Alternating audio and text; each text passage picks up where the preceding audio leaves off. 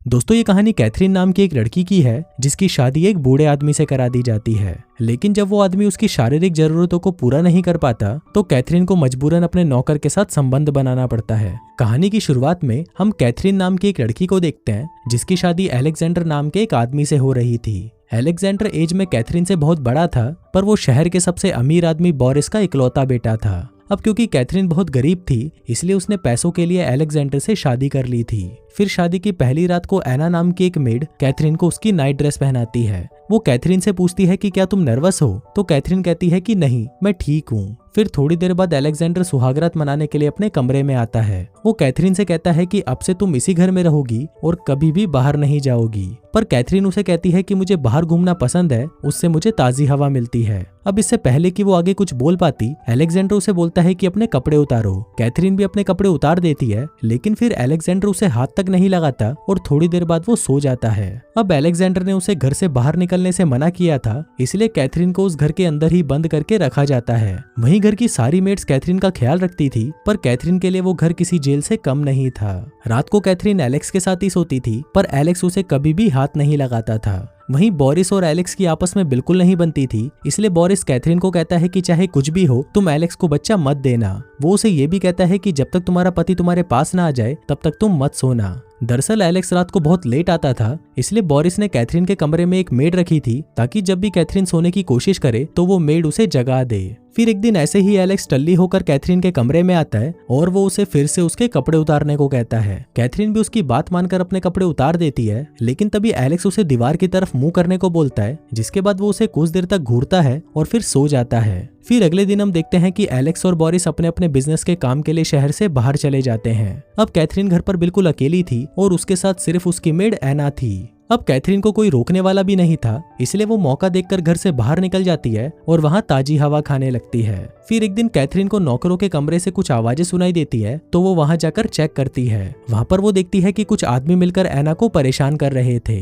वो सभी उसी घर के ही नौकर थे और उन्होंने एना को ऊपर बांधकर लटकाया हुआ था। तभी उसमें से सैम नाम का एक नौकर कहता है कि हम तो बस एना का वजन चेक कर रहे थे। कैथरीन तुरंत उसे एना को वहां से उतारने को कहती है, लेकिन इसके साथ ही वो खुद भी सैम की तरफ अट्रैक्ट होने लग जाती है। फिर अगले दिन कैथरीन सैम को अपने कमरे में मिलने के लिए बुलाती है, जिसके बाद जब सैम उससे मिलने आता है तो पहले तो कैथरीन उससे डर कर उसे अंदर आने से मना कर देती है और उसे इस घर से जाने के लिए कहती है। पर सैम उसकी बात नहीं सुनता और वो कैथरीन के साथ जबरदस्ती करना शुरू कर देता है। फिर थोड़ी देर बाद कैथरीन को भी ये सब अच्छा लगने लगता है, जिसके बाद वो दोनों वहीं पर ही इंटीमेट हो जाते हैं और इसके साथ ही उन दोनों का अफेयर भी शुरू हो जाता है। फिर अगले दिन जब एना कैथरीन को जगाने के लिए उसके कमरे में आती है तो वो देखती है कि कैथरीन के कपड़े नीचे जमीन पर पड़े हैं और वो बिना कपड़ों के ही सो रही है। एना ये देखकर हैरान हो जाती है, क्योंकि आज से पहले कैथरीन ने ऐसा कभी नहीं किया था। अब एना ये बात चर्च के फादर को बता देती है और फिर अगले दिन फादर कैथरीन के घर पर आकर उसे वार्निंग देने की कोशिश करते हैं, पर कैथरीन वहां से उठकर चली जाती है। अब कैथरीन सैम से रोज मिलने लगती है और वो दोनों दिन रात सिर्फ इंटीमेट होते रहते हैं और ये सब वो दोनों एना के सामने ही करते थे।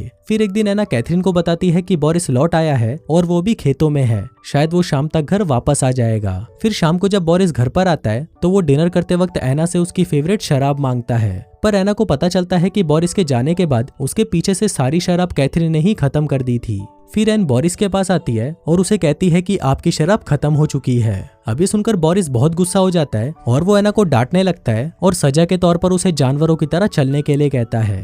फिर अगले दिन बोरिस को भी कैथरीन के अफेयर के बारे में पता चल जाता है, तो वो सैम को बहुत मारता है और उसे घर के अंदर बंद कर देता है। फिर जब कैथरीन सैम को छोड़ने के लिए कहती है तो बोरिस उसे भी एक थप्पड़ मार देता है। अब इस बात से गुस्सा होकर कैथरीन बोरिस के खाने में जहर मिला देती है और दूसरे कमरे में बैठकर एना के साथ बातें करने लगती है। कैथरीन को पता था कि बोरिस दूसरे कमरे में तड़प रहा है, पर उसे इस बात से कोई फर्क नहीं पड़ता। अब फाइनली बोरिस मर जाता है और कैथरीन ये बात उसके बेटे अलेक्जेंडर को खत लिखकर बता देती है, पर इसके जवाब में अलेक्जेंडर उसे कहता है कि वो बोरिस के फ्यूनरल पर नहीं आएगा, इसलिए उसके बिना ही कैथरीन अकेले ही बोरिस का फ्यूनरल कर देती है। पर वहां पर एना को बोरिस की मौत पर शक हो रहा था, इसलिए कैथरीन और सैम को डर था कि कहीं एना इस बारे में अलेक्जेंडर को ना बता दे। फिर एक रात जब कैथरीन और सैम सो रहे थे तो कैथरीन को बाहर से कुछ आवाज सुनाई देती है और अचानक उसकी नींद खुल जाती है। फिर वो खिड़की से बाहर देखती है तो उसे पता चलता है कि अलेक्जेंडर वापस लौट आया है। कैथरीन जल्दी से सैम को जगाती है और उसे पास वाले कमरे में छुपा देती है। फिर वो बेड पर बैठ जाती है और ऐसा दिखाती है कि वो अलेक्जेंडर का ही इंतजार कर रही थी। फिर जब अलेक्जेंडर कमरे में आता है तो वो उससे पूछता है कि तुम अभी भी जाग रही हो, जिस पर कैथरीन उसे कहती है कि मैंने घोड़ों की आवाज सुनी थी जिससे मेरी आंख खुल गई। तभी अलेक्जेंडर को बेड के पास एक बेल्ट गिरी हुई मिलती है, जिस पर कैथरीन उसे बोलती है कि मुझे ये बेल्ट खेतों में मिली थी इसलिए मैंने इसे अपने पास रख लिया। इसके बाद कैथरीन अलेक्जेंडर के लिए चाय बनाकर लाती है, पर तभी अलेक्जेंडर उसे कहता है कि मुझे पता चल चुका है कि तुमने मेरे जाने के बाद क्या क्या गुल खिलाए हैं और तुम एक वेश्या बन चुकी हो। अब कैथरीन को ये सुनकर बहुत गुस्सा आता है और वो सैम को पास वाले कमरे से लेकर आती है और उसके साथ अलेक्जेंडर के सामने ही इंटीमेट होने लगती है। अब ये देखकर अलेक्जेंडर के अंदर का राक्षस जाग जाता है और वो सैम को वहीं पर ही कुत्ते की तरह मारना शुरू कर देता है। पर तभी कैथरीन पीछे से अलेक्जेंडर पर हमला कर देती है और वो उसे जान से मार डालती है। अब अलेक्जेंडर को मरा हुआ देखकर सैम बहुत ज्यादा डर जाता है, क्योंकि गलती से ही सही उन दोनों के हाथों एक मर्डर हो गया था। इसके बाद वो दोनों अलेक्जेंडर की बॉडी को खेत में दफना देते हैं और दूसरी तरफ कैथरीन उसके घोड़े को जंगल में ले जाकर मार डालती है, ताकि किसी को भी ये पता न चले कि अलेक्जेंडर कभी इस टाउन में आया भी था। अब इस इंसिडेंट के बाद से सैम बहुत ज्यादा डर गया था और उसकी रातों की नींद उड़ गई थी। वो कैथरीन को कहता है कि जब भी मैं अपनी आंखें बंद करता हूँ तो मुझे सिर्फ अलेक्जेंडर की ही लाश दिखाई देती है। पर इस पर कैथरीन उसे समझाती है कि मैंने ऐसा सिर्फ इसलिए किया ताकि हम दोनों हमेशा साथ रह सकें। अब इसके बाद से सैम और कैथरीन उस घर में ऐसे रहने लगते हैं जैसे कि वो प्रॉपर्टी उनके बाप की हो। फिर एक दिन हम मारिया नाम की एक औरत को देखते हैं जो कि अपने बेटे जॉन के साथ कैथरीन के घर पर आती है। मारिया कैथरीन को बताती है कि जॉन अलेक्जेंडर का बेटा है। दरअसल मेरी बेटी और अलेक्जेंडर का अफेयर चल रहा था, पर जॉन के जन्म के बाद ही मेरी बेटी की डेथ हो गई। अब क्योंकि अलेक्जेंडर भी मर चुका है इसलिए अब इस प्रॉपर्टी का मालिक मेरा जॉन ही बनेगा।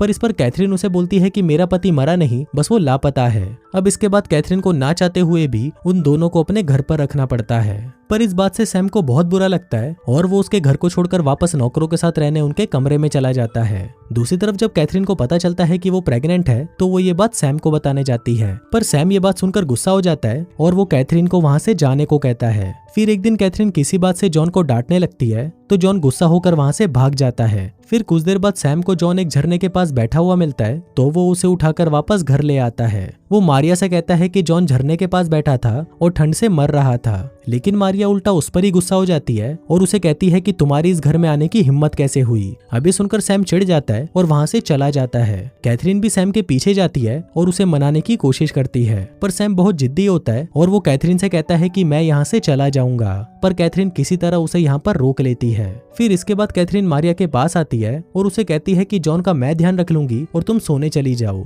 अब कैथरीन की बात मानकर मारिया भी वहां से चली जाती है, पर उसके जाते ही कैथरीन और सैम मिलकर जॉन को भी मार डालते हैं। अब इसके बाद हम सैम को देखते हैं जिसको बहुत पछतावा हो रहा था कि उसने जॉन को भी मार डाला, और वहीं कैथरीन सबको बताती है कि रात को तो मैं सो गई थी और मुझे पता नहीं कि जॉन की मौत कैसे हुई। अब सभी लोग मिलकर इस बारे में बात कर ही रहे थे कि तभी सैम वहां पर आता है और सभी को बता देता है कि मैंने और कैथरीन ने मिलकर उस लड़के को मार दिया। वो सबको ये भी बताता है कि कैथरीन ने ही अलेक्जेंडर और बोरिस को भी मारा है। पर तभी कैथरीन कहती है कि ये आदमी झूठ बोल रहा है और इसने और एना ने मिलकर सबकी हत्या की है। इसके बाद जब एना से इस बारे में पूछा जाता है तो एना चुप रहती है, जिससे सभी को यकीन हो जाता है कि इन दोनों ने ही सबकी हत्या की है। इसके बाद पुलिस उन दोनों को ले जाती है और कैथरीन वहीं पर ही उस प्रॉपर्टी की मालकिन बनकर रहने लगती है। और इसी के साथ ही ये कहानी यहीं खत्म हो जाती है।